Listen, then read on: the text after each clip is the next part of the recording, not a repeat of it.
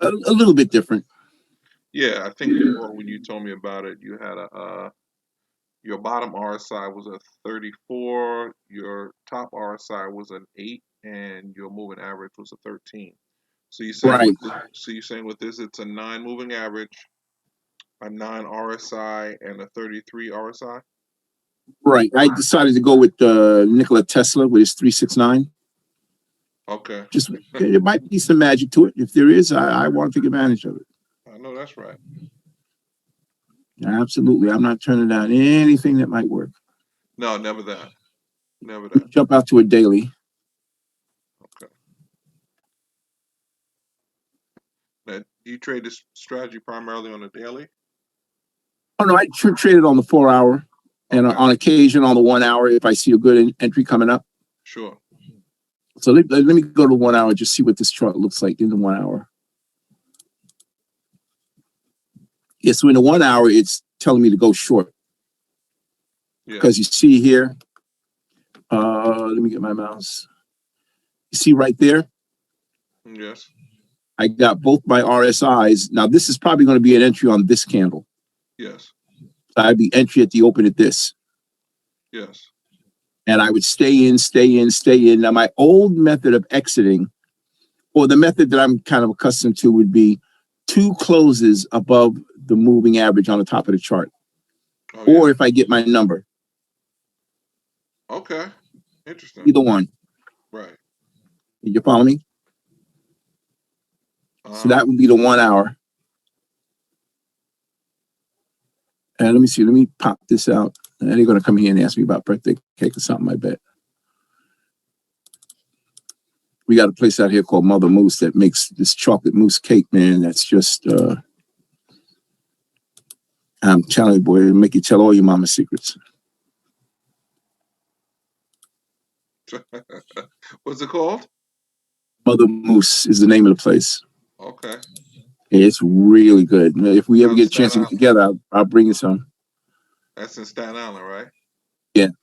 Okay. So let me leave that out there. Let me go back out to the D1 and see where that lines up. You see how it all lines up even on a higher time frame? Yeah. Now, because we have such an extended uptrend, I can wait and go look at another trade that looks like it might be setting up. If I'm feeling rambunctious, then I'll go down to a 1 hour and look for an entry short at the end of this candle. Okay. Because we've got like a whole bunch of candles without a pullback. So sooner or later, you got to get a decent pullback. And that's where that came in. Gotcha. Then the other thing I would do on these continuations here, like you see how all of this is choppy here? Yes. So my initial long, I'll say was in here somewhere. I have to see this live, you know? Right there. It would have been like right in here. Over to the right a little bit more. I say right. One more over to the left. To the left. Right? Yeah, maybe. Yeah. Why these brokers? Yeah, so let's say that's my initial long trade. Sure. All right, so let me mark that. And then what I would do if I made a decent number on it and I wanted to pull out, and here's my pullback here. What I would do is, as long as these two are above these two RSIs, yes, as long as they're above, I want to trade these pullbacks. You know, the 1889? Sure. I want to trade that pullback right there. Right. Properties. Hang on, let me get rid of.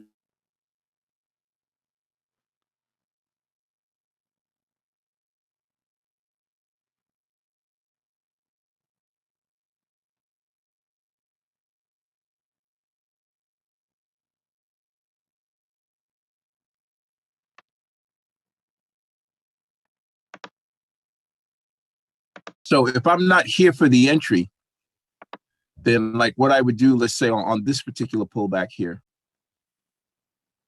if I see this pullback and I can draw that, then my goal then would be an entry 1 tick above this high. Right. You got me? Sure. Let me go back in here. That was 1 tick above one tick above this high. No, Okay. that's not the line I drew. That was this one. Yeah, I'd be one tick above this high. So explain that part again. Say, what are you saying? If you missed, So the initial long trade was right here. sure. But let's say I missed that, but I want to take advantage of the trend because obviously I got a nice trend on my long RSI, Sure. and the short RSI is complementing it. So then what I would do is I would look for these pullbacks, and by pullback I mean consecutive candles, 2 consecutive candles where you have a high and a lower high. Right. And then my entry would be a entry order 1 tick above that high. 1 tick above that high. Okay. Yeah, or above the next high. They're close enough, but on a daily chart, you can spread it out a little bit. Sure. And as you can see, if I went in 1 tick above that high, this computer's making me nuts today. If I went in 1 tick above this high, we went as high as 240. Yeah. But that was over several days now. That was over 12 days. Yes. All right. When it's high as 240, and we didn't have 2 consecutive closes below that line until here.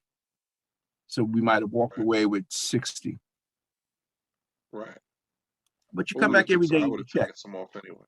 Right. Well, yeah, you come back every day and you check. All right. So let me look at let's just run down the charts. Oh, let me look at the NASDAQ. Yeah, that's one everybody likes to play with nowadays. NASDAQ and the US30. NASDAQ long would be right in here. Yes. I don't think it'd be that one. And there we hit a high of 505. Yes. Over 4 days. And that's not 550 pips though, right? Ticks or however they calculate it. Remember, it's over 4 days. So they move it over another. Huh? The daily chart, remember. Oh, true. That's true. Because I've been all over the YouTube and the internet, and everybody's talking about how they're getting rich off of US30 and the NASDAQ. They love it. Yeah, the US30, the Dow. Yeah. We'll take a look at that. Well, they've been very nice moves. You look at the Dow, it's really smooth. Yeah. Let's see where the most recent takeoff was. Well, pretty much the same thing as the other one. This is my entry long right here. Above, close above, and I've got matching RSIs. Yes. And I don't get 2 consecutive closes yet. Until just now. But I would have been out quite a while ago. What is it, 987? Yeah. Jeez. So the trick is just watch that moving average. As long as it doesn't, now the other exit you could do if you want to be skittish about it is exit on the close of the candle that touches the moving average. Because when momentum is strong, the candles are not going to come back and tap that moving average. Right. When the momentum starts to die out, the candle will come back and tap it until it makes up its mind again. That's a decent exit strategy. Let's go back. Let's look for continuation trades here. So here would have been an entry long here. Right. Come on. Roughly here. So I'm long now. And here would be my 2 closes below. So that's 1,600. 1,600. Or I would have exited on maybe, is this the one that tapped it? Yeah. Maybe this one. Still, it would have been a nice number. Sure. All right, as long as you're not greedy. And if you missed that initial entry, you had a 2 candle pullback right there in the middle. Not here. Not there. Here. Not there. Right there. Well, this is a 2 candle pullback. Remember that consecutive lower high. Oh, that's right. Candle pullback right there. That I'd be long here, stop loss back here. Right. All right. And now this one wouldn't have given me very much based on my rules because I would have exited here. Right. loss of maybe 90. But I was oh, watching something. Yeah, that's not bad. I was watching a video, and someone had said that something to consider. They say that if you have your entry signal, so like in this case, our entry would have been on October 30th, right? Our initial entry, or somewhere around there, maybe, right. or right before November. It was saying that if you want to get in the trade on a continuation, your original entry should not be more than 7 time frames. What do you mean by that? 7 time So, frames.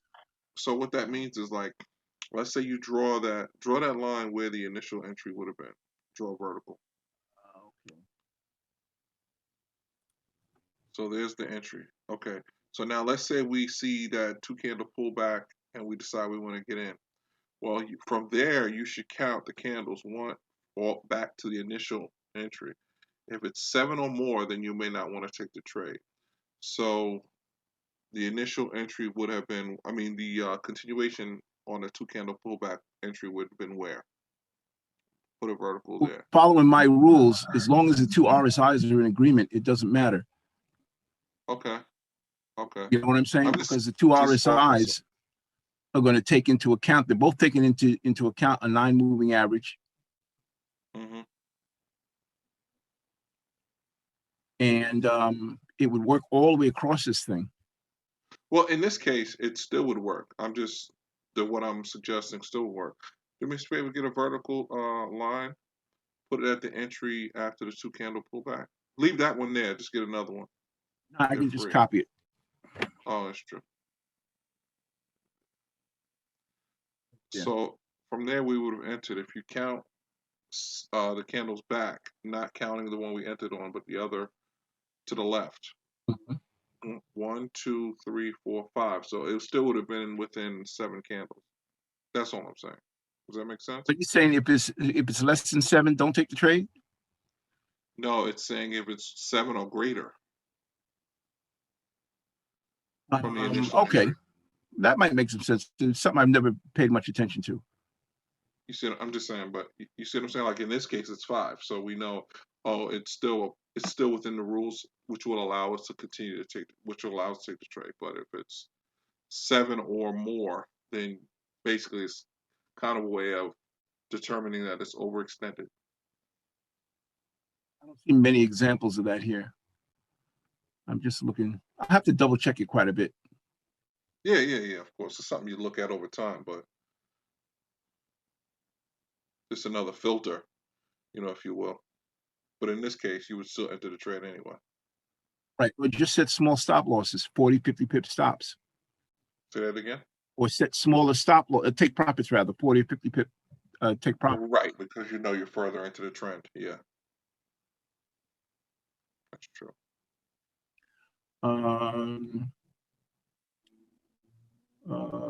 It's dollar store and US dollar index. Let's take a look. These are all quite nice.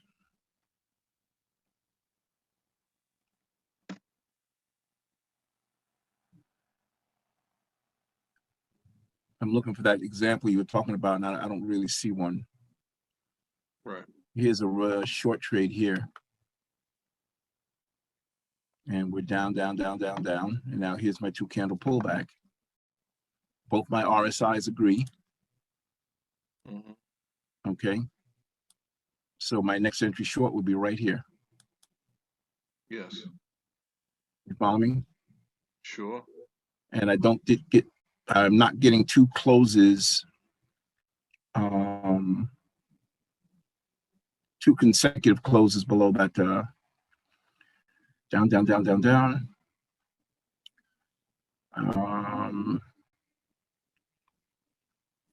So here would be another pullback here. Mm-hmm. And boom, the open of that candle short. Right. And now I got a suspicious long here. Okay, this is not, I have to see this live to see if it actually crept up. Mm-hmm. And if it don't look good, just go to a pair that's got a nice looking setup. Right. You got 27, 28 to choose from. Yep. But that's my take on that, how I would generally use that. Okay. What else you got that you want to look at? Let's look at the pound. Like I've been getting beat up on the pound New Zealand. Let's see what that looks like. See what I've been going wrong with that. And remember, you can go down to the lower time frame. Yes.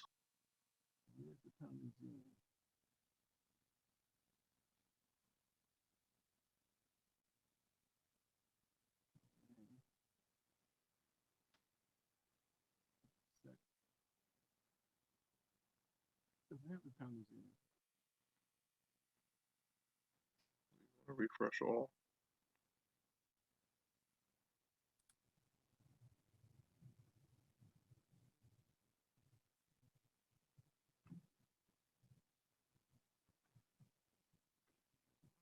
No, I don't see the pound New Zealand. It's not near the bottom. It's odd. Yeah, maybe it's underneath all this. There it is, down here. Yeah, there you go. Don't know why. Yeah, me neither. And this is daily, pound New Zealand daily. Yeah, I've been trading it daily, but I've been All right, so this is basically asking for a long trade, but I would move this out of the way. It's I would, see how it's whipping? yeah, but I would place a pending order right above this high. Okay. Let the market prove it. Yeah. You know what I mean? Sure. Look at the take profit. First take profit up here. That's what, 9 pips? 96. Yeah, 90 pips. I'll take that. 100 pips. I'll take that. Yeah, so that's how I would look at that. Yeah, because that thing is whipping. I'm like, what the heck? I'm going short, then the side whips, it goes long. I'm like, oh man. So yeah, you gotta let that prove itself. Yeah, and you gotta let the long RSI set itself up and get established.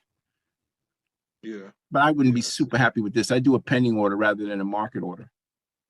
Sure. You know what I mean? Like if I'm looking at the charts every night at 5 when the market closes, that's where I'll put my market orders. Mm-hmm.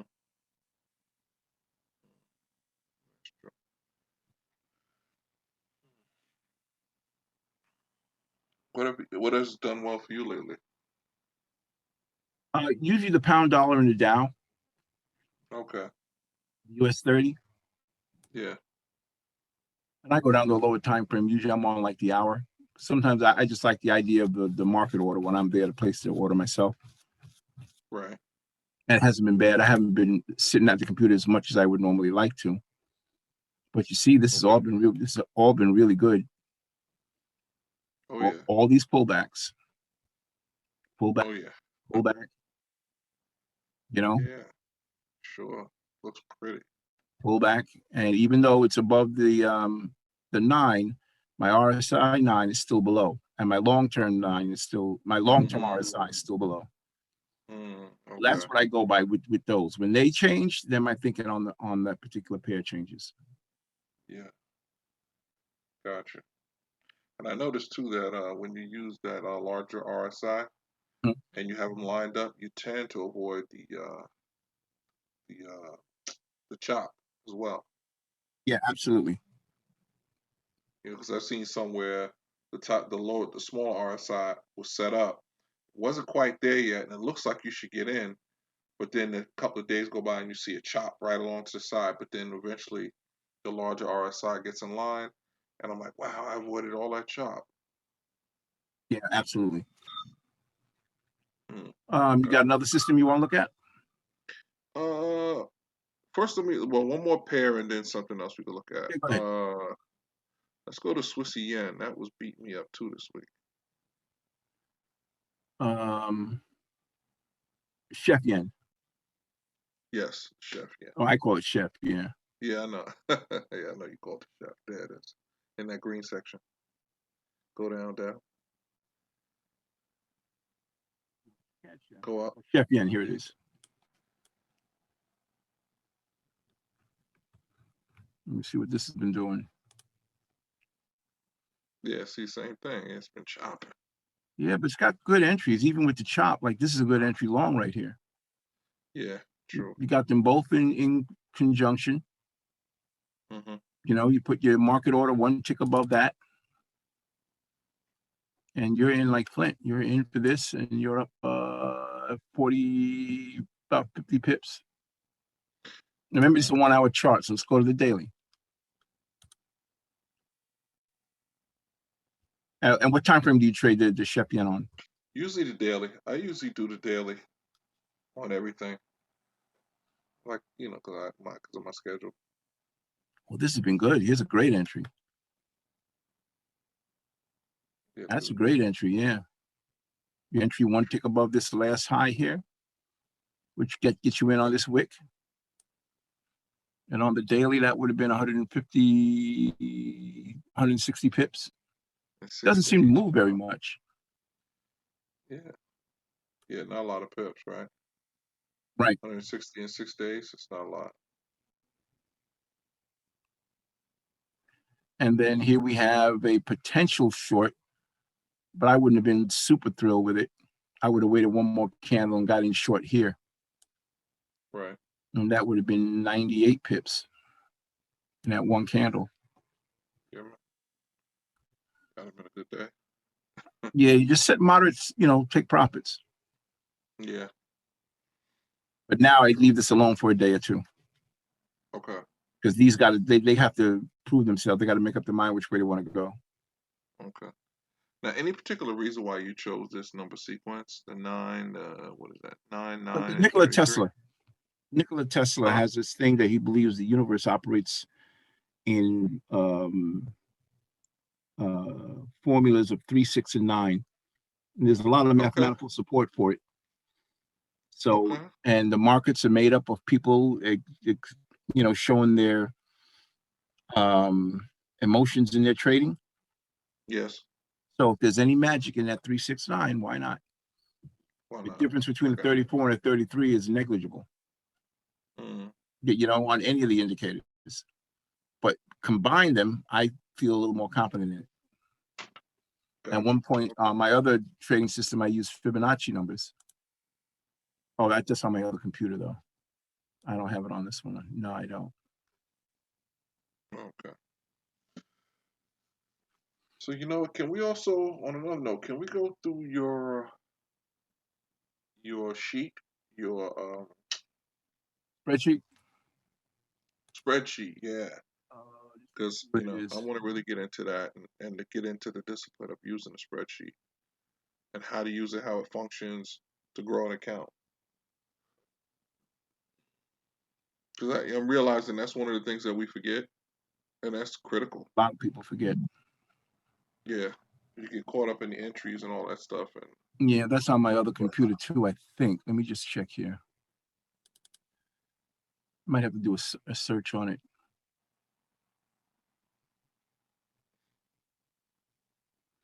Yeah, let me do a. Yeah. Just let me do a general computer search here. Sure, go ahead. Should be here.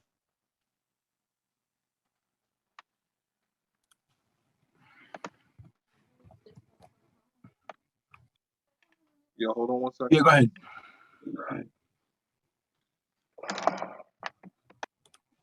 Okay, I'm back. All right, I found it. I hit something. The spreadsheets are so touchy. At least they're touchy with me because I move the mouse around a little bit too fast sometimes. All right. So the screen. I got to share screen, right? Yeah, you got to come on, go to your screen share, and then choose from what's available. Right.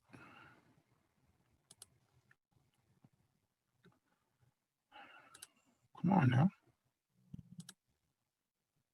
Why is it not? You should be able to click on the green tab, say share screen. Yeah, let me go back there. I got to go full screen. That's what it is. Yeah, it should be on the bottom, top, or whatever. It won't open up the full screen. Did you click on the share screen? Try Alt S. Screen sharing is paused. Oh, there it is. It's on the top. New share. Yeah, there you go.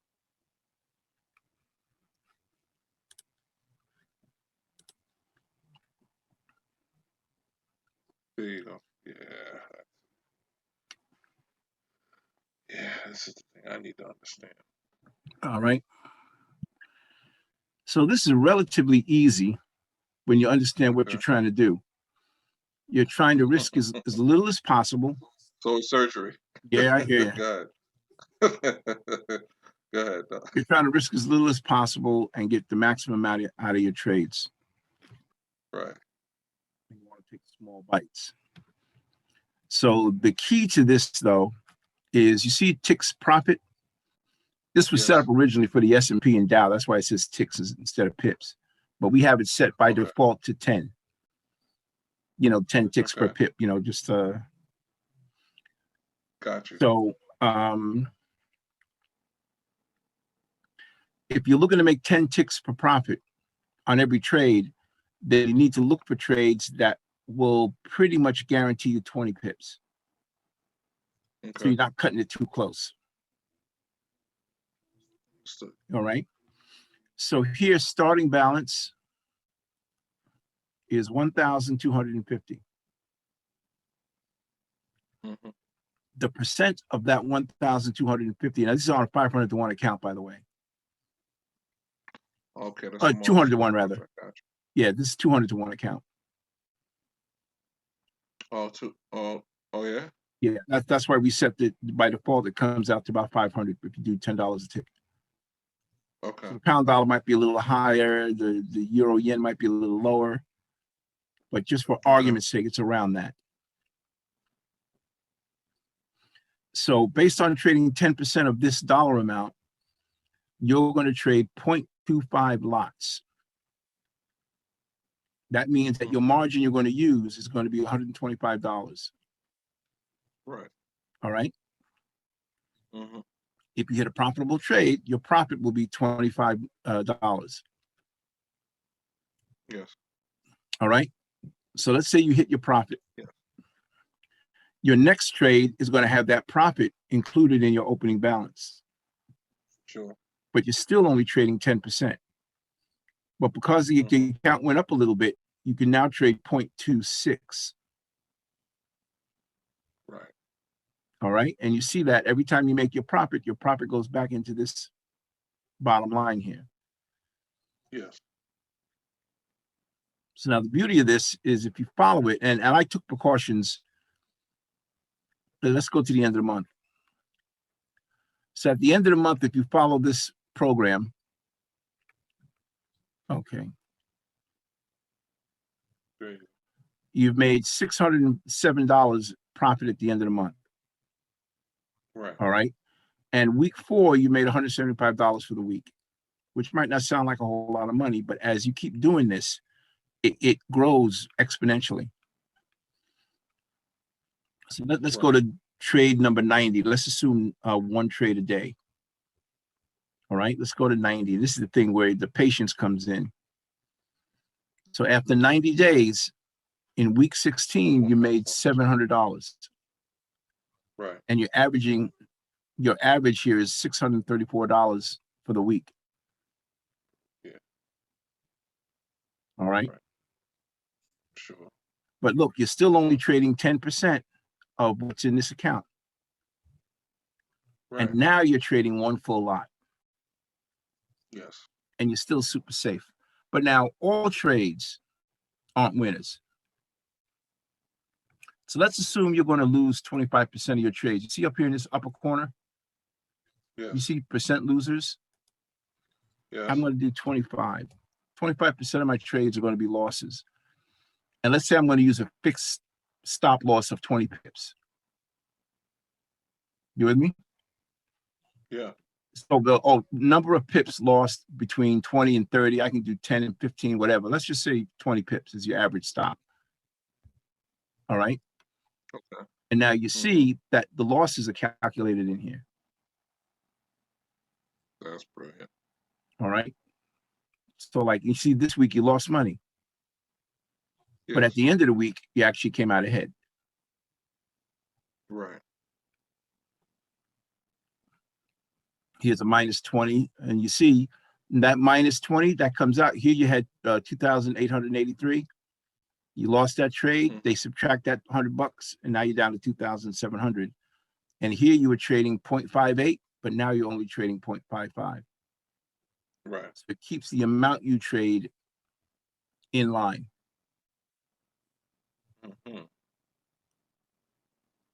All right. Right. Yeah. Keep showing.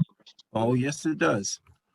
Now with the dailies, you shouldn't have any problem shooting for 25 pips when you get a trade. All right. Right.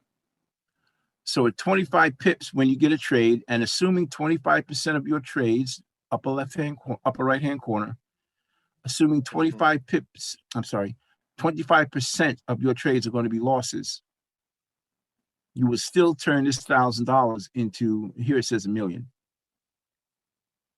But the brokers aren't going to let you trade that high. You know, once you make a certain dollar amount, these average brokers are going to make you want to switch over to a different broker or a different feed.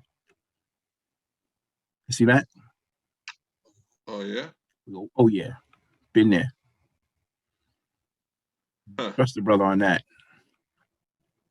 So now for me, it's about not being greedy. So here, if you follow this for 1 month, you made $1,000 for the month. Right. And lost trades. See that? Right. Yeah. See. You lost that one. You lost that one. Yeah, see, 25 makes sense for me because I'm just thinking because when I usually take a position, I'll take 2 positions. Like what I'll do is I'll cut my trade in half, and because I'm using a non-US broker, I'll take 2 positions of the same trade, right?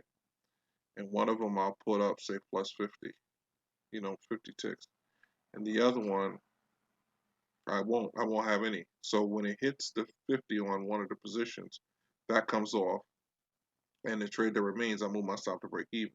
Right. So now you got a free trade. Exactly. But using the 25 makes sense for me because there may be times where I don't hit the whole 50 or something like that. You know what I'm saying? So if I cut it in half, it keeps it conservative. Right. Yeah. Now, do you have? Or I should say this. Actually, no. My real point behind that is that because I'm doing the same trade and I'm splitting the size of the position, it's really equivalent to 25, not 50. Yeah, correct. You see? Yeah. Yeah. Yeah. Okay. Now, do you have this spreadsheet? Yes, I do. I just didn't know how to properly use it. Everything in magenta, that purpley color, you can change all that. Okay. Everything else is locked in. Understood. So now, see, it says max contract, right? This is 500. That's I mean Suppose 500 lots, but you'll never get there, and the brokers won't let you. But you can still do very well. Not that I use it, but I have with my broker. It's I have traders where I have 1,001. Not that I use it, but I never go to. I actually have it at 1,001, but I don't over leverage. I keep it within reason. Now, what broker are you using? I use Traders Way. Oh, Traders Way. Okay, maybe I should give them a look. I use Traders Way and Hugo's. So Hugo's I think is 500 max, and Traders is 1,000. Talking about leverage now. Risk leverage, yeah. Okay. But you're saying this is based on a 200, right? No, based on 200 to 1. Yeah. Yeah. So that $500 represents a 200 to 1. How does that calculate? Well, you can go to one of the pip calculators online. There are dozens of them. Okay. And you can figure out what's the cost of 1 pip for like the euro dollar, and then you just add the decimal to it. And then you what? You add the decimal to stretch the number out.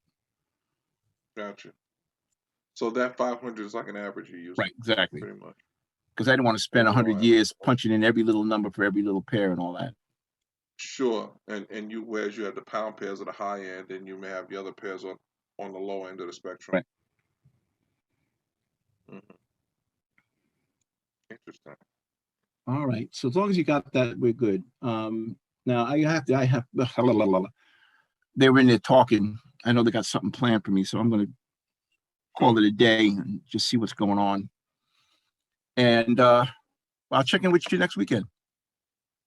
Yeah, sounds great, man. I appreciate the going through this, and enjoy your day. I will work on it, my brother. All All right. right. You take care. Take care. Be well.